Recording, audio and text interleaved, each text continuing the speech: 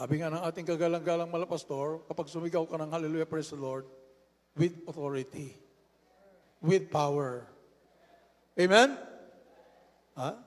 Sapagkat, alam din ng diablo yung hallelujah, praise the Lord na walang pananampalataya. Palapakan po natin ang ating mahal na Panginoon. Alam din amin na mahal, yung alanganing hallelujah, praise the Lord, alam ng diablo na, ay, kulang to. Hindi nalayas yun. Amen? Pero pag sinigaw mo, sabi ng ating kagalang-galang malapastor, may pananampalataya na hallelujah, praise the Lord, ay talsik talaga yung kaaway na humahad lang para kamakamtan mo lahat ng mga kahilingan mo sa ating dakilang Diyos. Palapakan po natin ating buhay na Diyos. Hallelujah! Imagine mga minamahal, lahat ng kapangyarihan na galing sa mahal na Panginoon, hindi kailangan ng Diyos ang kapangyarihan. Dati nang naroon sa Kanya ang kapangyarihan. Matthew chapter 6, verse 13. Pagka tayo po ay nanalangin, Our Father who art in heaven, hallowed be thy name. Thy kingdom come, thy will be done. On earth as it is in heaven. Give us this day our daily bread. Forgive our trespasses. Lahat. Ano po ang bottom line? For thine is the kingdom and the power and the glory forever. Ano ibig sabihin nun? Thine is the kingdom and the power and the glory forever. Ibig sabihin, sa Kanya na dati. Kanino ibigay yan? Sa nabasa natin kanina, binigay na niya yan sa iglesia. Binigay na yan sa atin. Palapakan po natin ang ating mahal na Panginoon. Lahat ay binigay niya sa iyo. Wala ka nang hanapin pa. Just act on your faith. Sampalatayanan mo lang ang sinabi ng ating mahal na Panginoon. You are the perfect church. Amen? Minamahal, ito po yung dadalhin ng mahal na Panginoon sa langit. Nandiyan na ba ang pananampalataya? Yan ang sikapin mo, magkaroon ka. Minamahal, hingin mo. Ask and you shall be given. Knock and the door shall be opened. Amen? Seek and you shall find. Minamahal, wala naghahanap na hindi nakakita kapag sumampalataya sa ating mahal na Panginoon. Ask anything in my name, I will do it. Pumalakpak tayo sa ating mahal na Panginoon. Anything. Hindi sinabing marami. Hindi sinabing a few things. Ang sinabi, lahat. Grabe. Lahat pala hingin mo sa mahal na Panginoon. Sa Kanyang pangalan, with faith, ibibigay ng ating dakilang Diyos. Oh, hallelujah. Nangyari ba?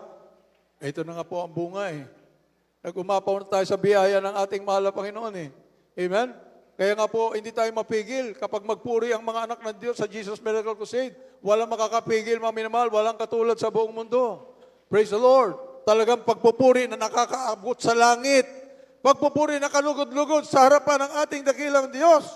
Minamahal. Ang sabi po dito, mga minamahal, sa Ephesians chapter 5, verse 27,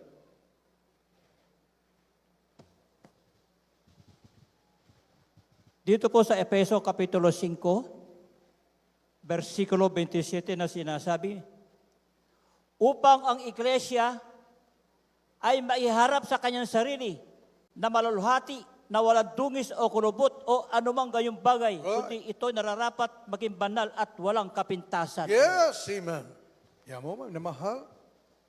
Ang kanyang banal na iglesia, maluwalhati, walang kulubot, walang dungis, minamahal, ito'y maging banal, walang kapintasan. Palakpakan po natin ang ating mahal na Panginoon.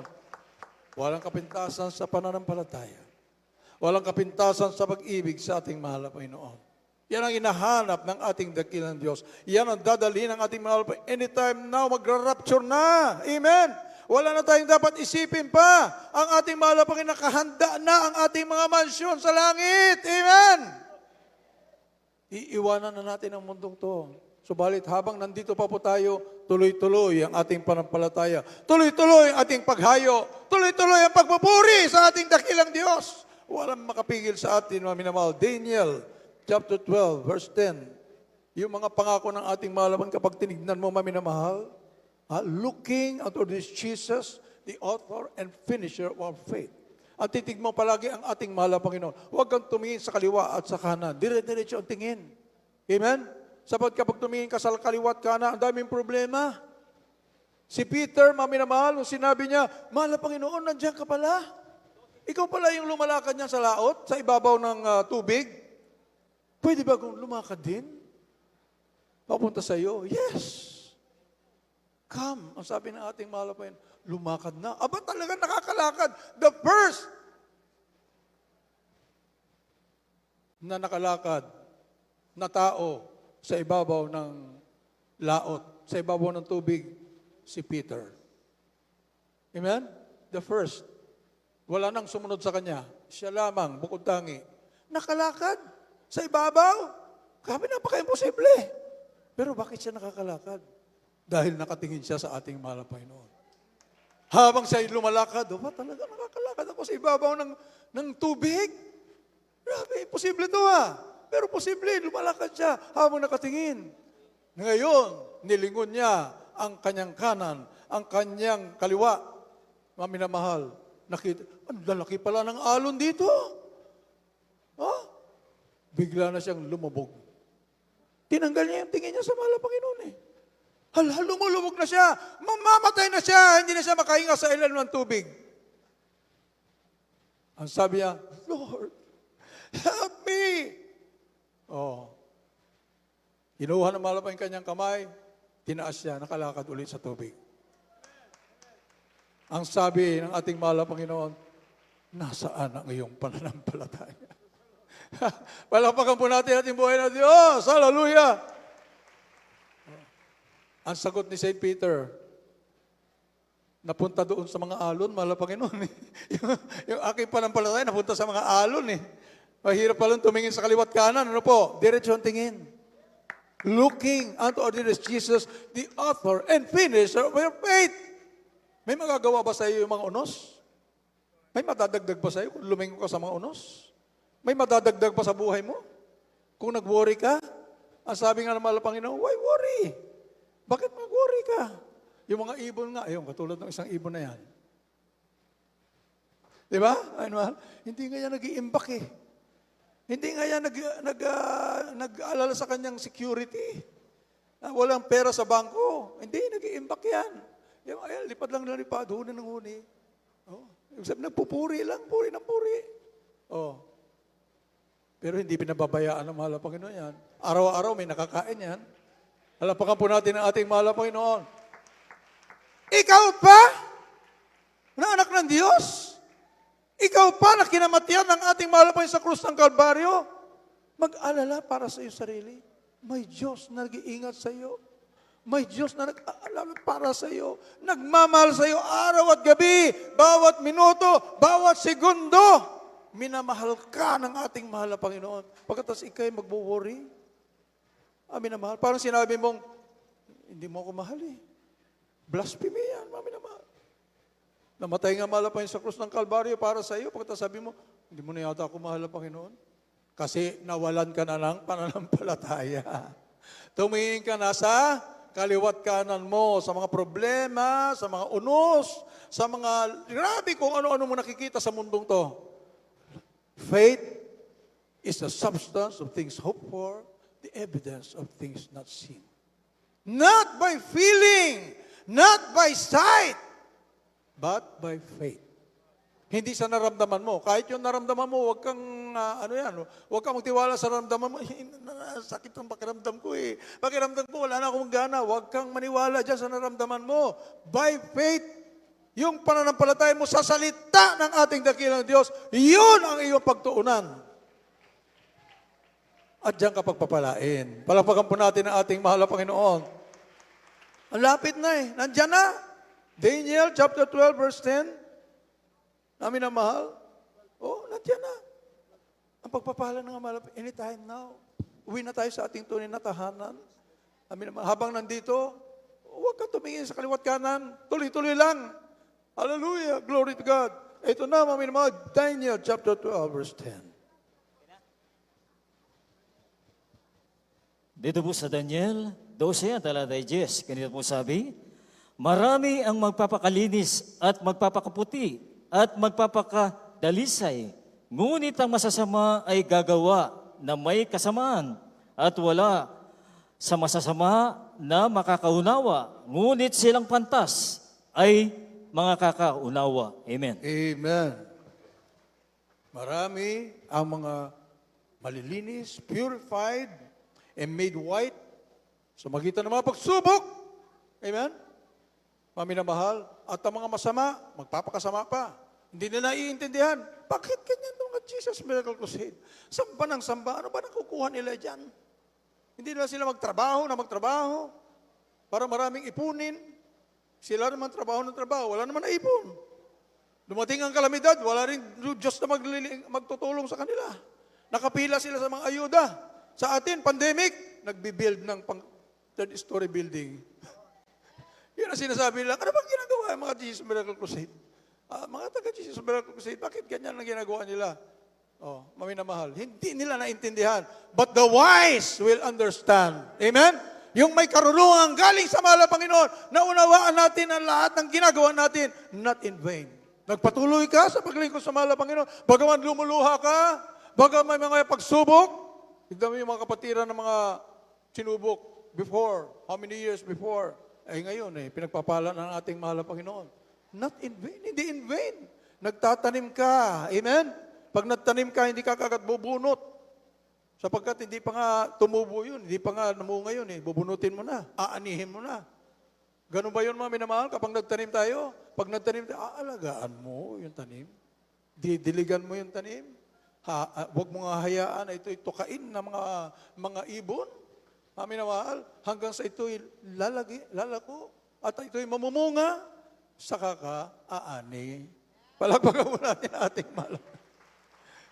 Huwag tayo magsabi na, naglingkod naman ako, asa na? Ay, sandali, nagtatanim ka pa lang Nagtatanim ka pa lang, alam mo, aani ka kagad. Nagtatanim, hindi mo tumubo muna ang iyong pananampalataya at ito'y mamunga muna. Pag namunga na at huminog na, ayan, aani ka na. Palapakan po natin ang ating mahal na Panginoon. The wise will understand. Yung marunong, pinagkaroon ng karunungan ng mahal na Panginoon, mauunawaan nila na may proseso. Amen? Hindi agad-agad. Yung agad-agad ding nawawala. Amen? Gusto ko ganito, mahal na Panginoon. Gusto ko ganito, mahal na Panginoon. Binigay na, goodbye, mahal na Panginoon. Nasa akin na lahat.